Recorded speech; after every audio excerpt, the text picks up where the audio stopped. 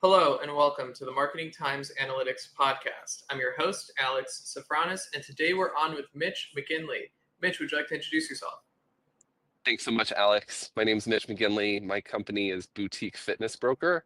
And we started this company about 7 years ago after my wife and I successfully sold our local neighborhood yoga studio. I got really into yoga when I was younger. It was one of our favorite ways to go on dates together. And then we ended up really both wanting to take that entrepreneurial leap for the first time at space. And so we bought our favorite yoga studio. We owned it for 6 years. We ended up selling it for almost 5 times what we bought it for. And then we started helping other people in the industry do the same thing, essentially. And so I've managed to create this company out of this underserved niche market that never really thinks about exit planning or exit strategy. And it's a wonderful industry full of amazing businesses, and they generally turn over pretty quickly. And there's so much value that individuals can bring to these types of businesses, especially individuals with expertises like yours. Like, marketing is the most important number one question that I get from people all the time. It's, what are they doing for their marketing? And 9 times out of 10, the answer is little to nothing.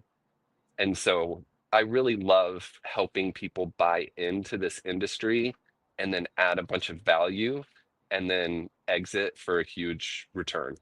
I love that. That's so interesting. And the first thing I thought of when you mentioned that, or the first question I had, was how the valuation side works. Because when I worked at DirecTV previous to my current company, the valuation was around subscribers. That's the sort of main asset of a media or TV company, is how many people are subscribed and regularly paying for the service.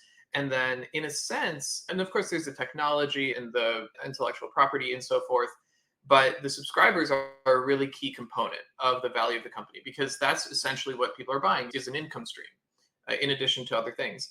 So, is that a main component of the valuation of a yoga studio, or what are the main components of that kind of valuation that you can impact? That's honestly, I think it's the most important one. I would call them members instead of subscribers, right? They're usually paying a monthly membership fee that's somewhere between 100 to $200, something like that. But it's the same idea. It's that recurring revenue that you know is coming in every month that's going to make as much income as this month.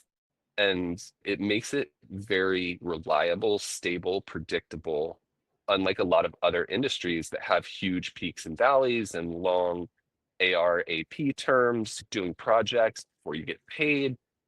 That's a different world. Like, stepping into a business where the sales are going to consistently be at a certain amount and your costs are going to consistently be at a certain amount makes it very predictable and safe. So, in conjunction with how many members a business has, the second thing that's most important is how profitable it is. Because the valuations you're asking about really are just a multiple of, like, a trailing 12 months profit is usually the best way to ballpark it. The businesses with memberships do a lot better. They tend to get higher multiples. The businesses that don't have memberships tend to get lower multiples. That makes sense. And what are, just out of curiosity, so we can build some context around this, what are some of the costs around a yoga studio?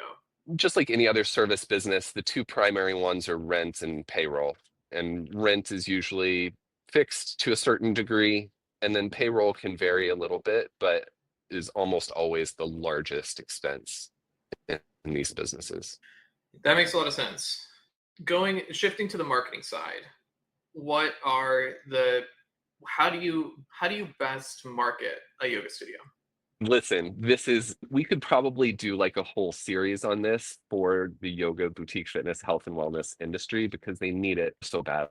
But generally, what I've found from the people that I've learned from the most is that it is very community centric, because so many of these businesses really are pillars in their community, that the best type of marketing tactics are the ones that engage the community around them.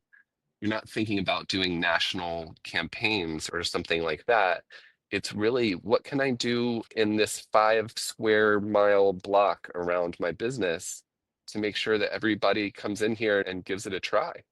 And as everyone rushes to use AI and start having all of these bots who are helping enable a lot of this work better, so far, anecdotally, what I'm hearing the most is that it's still the personal contact that people make. So it's the sales calls. It's like when you come in for your first visit, how well were you welcomed? Were you given a tour and shown around and somebody introduced you to someone to say, oh, he's new today. Make sure you answer any questions he has. Those personal touches tend to be the most important, and certainly in terms of conversion. When it comes to getting new members in the door, honestly, man, I'm going to defer to you because that stuff's over my head.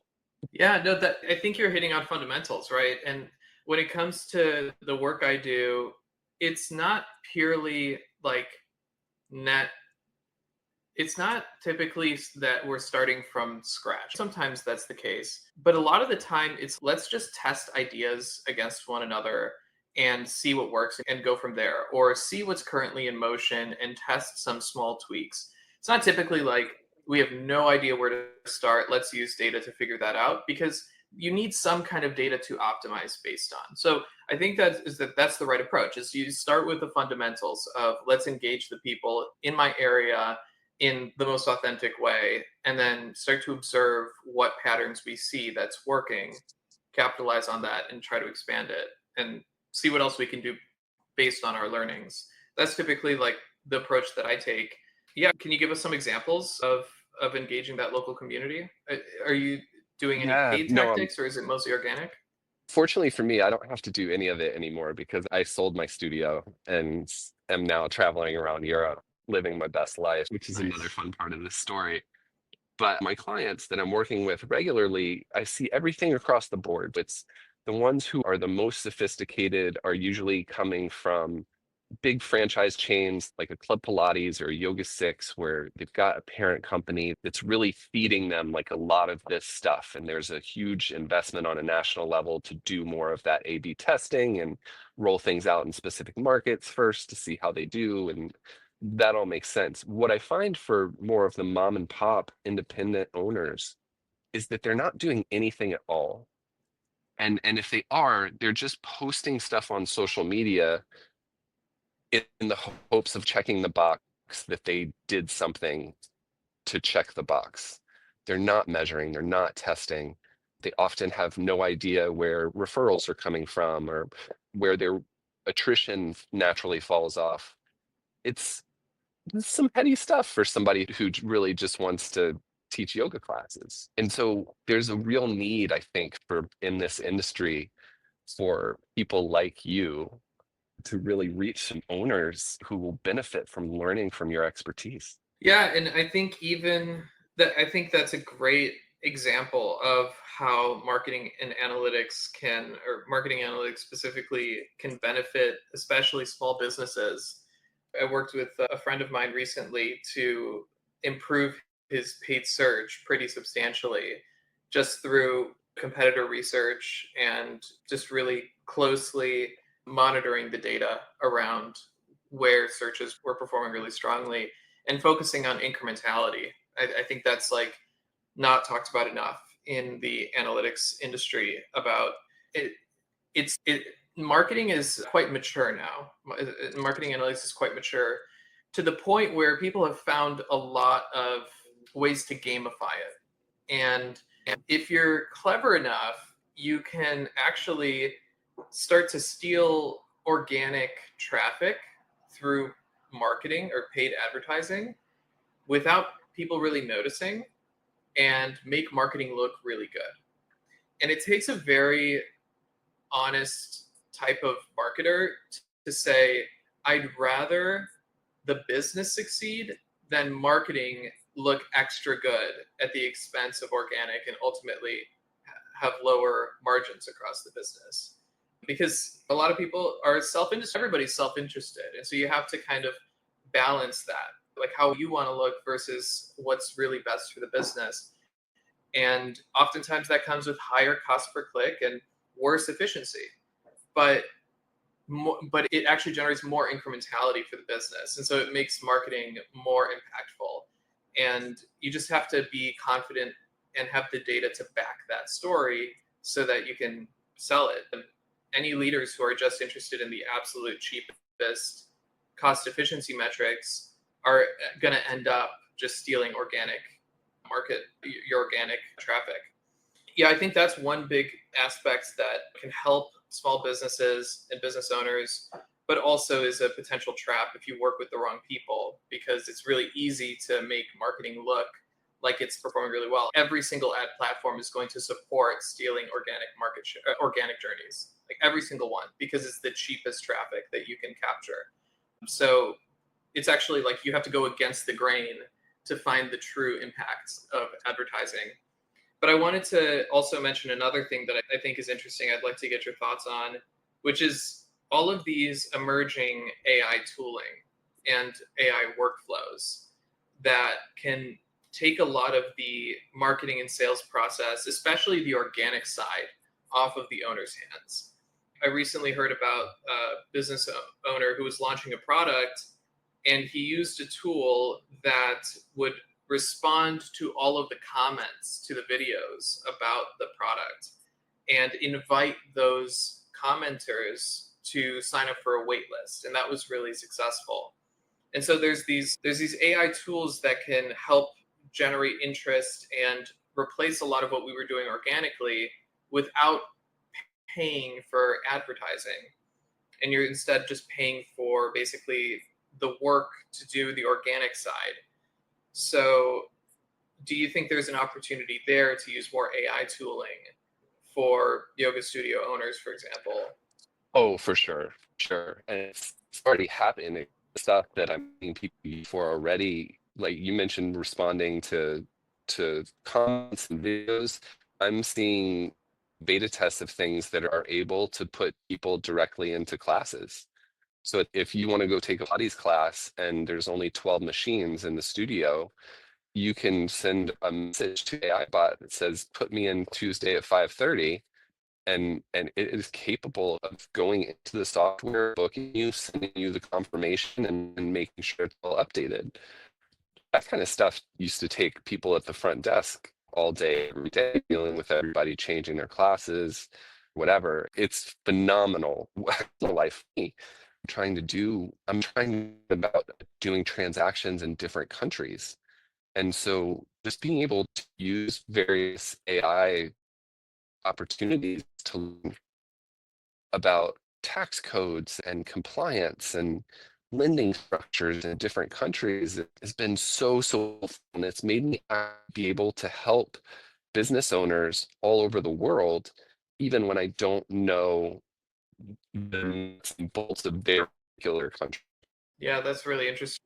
Yeah, the business is going through such an interesting change, and I think that it will lead to the proliferation of smaller businesses. Actually, it's going to have an impact on all kinds of businesses, but there's so many tools that can help small businesses have much higher margins by taking away some of these more time intensive administrative tasks and just allow more people to be able to launch these types of businesses. So I think the future is going to be very generous to people who want to start their own business and own their own income stream. And I think that's a great thing. I think that that's blocking a lot of people right now. It's just the cost to run a business. But if you can cut half of the cost, then it's much more appetizing to people. There's a lower capital risk. Here's a fun, different angle to everything else that I do, but I would say instead of start a business, buy a business. Because the way that this system is structured with an SBA loan, you can buy a business with as little as 5% down. They need 10% for sure. A lot of times, the seller will split that with you and they'll advance the other 5%. If you're really lucky, they'll do more. You're buying $1 million business that's presumably making around 300K. You can buy a business with $100,000 down. If you can get the seller to split 100 with you, then it's just 50,000 down.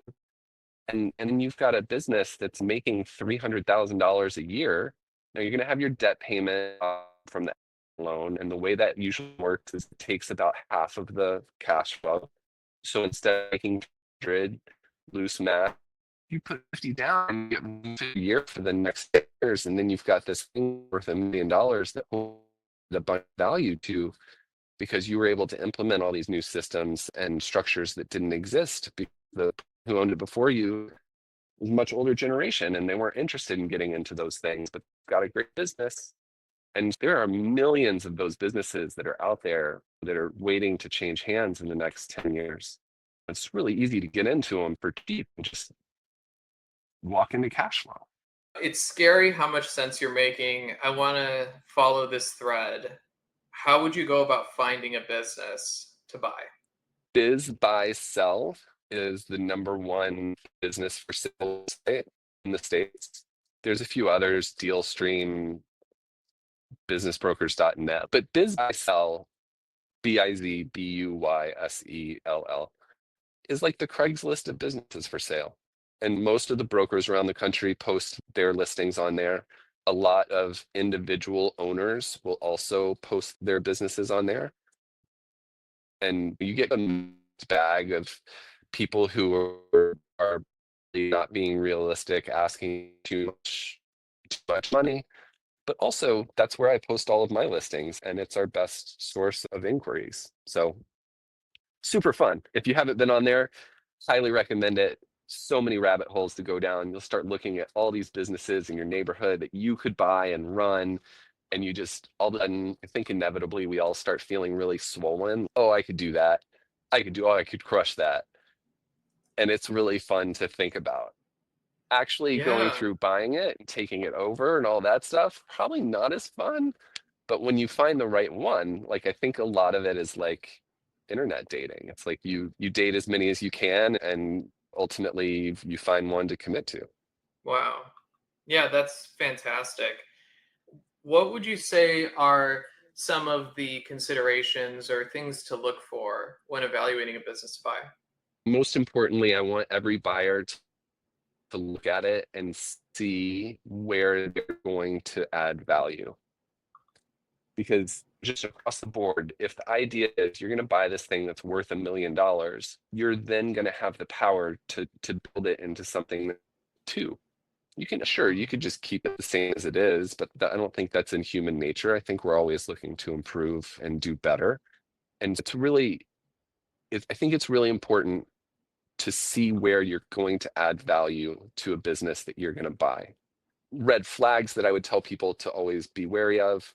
Sellers use a term called discretionary earnings. They'll add back some expenses that they say are discretionary. Can be very true and normal. Like a lot of us write off stuff that we shouldn't write off, family trip or something. But then there's people who add back their whole payroll. And then there's arguments about, can we really add back your payroll? Because you're the CEO of the business. If you leave, I'm going to have to replace that salary. So I can't add that back. That's a really common one. And then I think, truthfully, what being a business broker for 7 years has taught me is that sellers are not the right people to sell their businesses. They're too attached to them. They always think that they're worth more because of the blood, sweat, and tears that they've gone through. And so it can be really difficult to work with a seller directly when you're trying to buy the business. And I would just caveats there that I think it's really helpful when you're working with a good broker who knows their stuff, who can also keep the seller in check and be honest with the seller about them digging in their heels too hard or pushing too much on all sorts of detail, purchase diligence. There's just so many places to pick up in the process deal. It's really nice to have that broker as a buffer to take some of the big feelings out of it. Yeah. So on the buying side, I'm curious what the best situation is that the sellers in terms of the buyer. Like when the buyer is looking for somewhere to buy, I would guess they wouldn't want to buy a new fresh business. Maybe even if it has good metrics. I think if I would guess that the best situation would be for the seller to be older and like you mentioned earlier, just unwilling to adjust to all of the new technology. but having a strong business for a long period of time. And that way you can use your technology expertise or marketing expertise to improve further the value of the business and increase the return. Is that the best situation? Like, what are the sort of like situational aspects to look out for? It could be anything, and I'll use a very specific example for myself. When we bought our, I worked in hotels. That was my first career, and I was very much a customer service person. So I was the front office manager for the hotel, guest service manager. I was the one that when people were mad, I had to fix it. And so I've always felt like I had a really good sense of providing great customer service. And I knew that in the studio. It was not to anyone's discredit. It was just there wasn't someone working at the front desk greeting people doing that. Each teacher had to check the class on their own, and nobody constantly to go get them back. It's just kind of the reality of that teachers aren't the best at selling stuff. Like they're there to teach, and that's not the person that you want doing your sales pitch at the front desk usually. And so when I saw the opportunity with this studio, my intention and what I did for the first 2 years was I sat at the front desk all day, every day, and provided that customer service. Because me sitting there and smiling and making eye contact with people and addressing them by name when they walked in the door was like a whole level that didn't exist before. And so within those first 2 years, we doubled our revenue because people kept coming back and they received better service. And we improved the space a little bit. We brightened it up with fresh coat of paint. Sometimes it's lipstick, it's not a big deal. And sometimes it's like huge structural stuff where maybe you come into a business and the real issue is that the GM is doing a terrible job and you need to let the GM go and hire someone who's going to really take ownership of the sales process. Those can be bigger changes, but if you know that's what needs to be done and that GM's making 100 grand a year, you can make yourself if you want to do that job and improve the sales and keep that 100 grand for yourself. So whatever the situation is, whatever your expertise is, whatever gets your heart fluttery when you think about business you would want to own, when you get in there and listen to the owner seller talk about the strengths and weaknesses of the business, which is always a very normal conversation, and you hear some things that you're like, ooh, I know I could fix that. That to me is some of the most exciting stuff because that's where you're like, okay, I know what I'm doing. I'm going to be able to come in here and fix this and this, and it's going to improve the value by X percent. If I'm lucky, it's going to improve it by Y percent. And then after a couple of years, when you start tired of it and you feel like you put everything that you're going to put into it, that's when you sell it. When before anything bad happens, before there's a dip because you're tired and jaded, sell it at its go out on top. And see a lot of people, it's like a 3 to 5 year trajectory. Just as long as it's about as long as anybody ever wants to keep a job, I think. Wow. Yeah, that is really interesting. I'm definitely going to be all over these biz buy sell listings. Such an awesome idea, and I really appreciate all of this insight. Any last thoughts? Oh, I appreciate you. I appreciate everything that you're doing to enlighten all of us. I want to tell everyone who is an employee that being an entrepreneur and owning your own business is the greatest feeling in the world. And you have everything you need to do it. Don't be scared to look back. Thank you so much, Mitch. I really appreciate that. And thank you, everyone, for listening. We'll talk to you soon.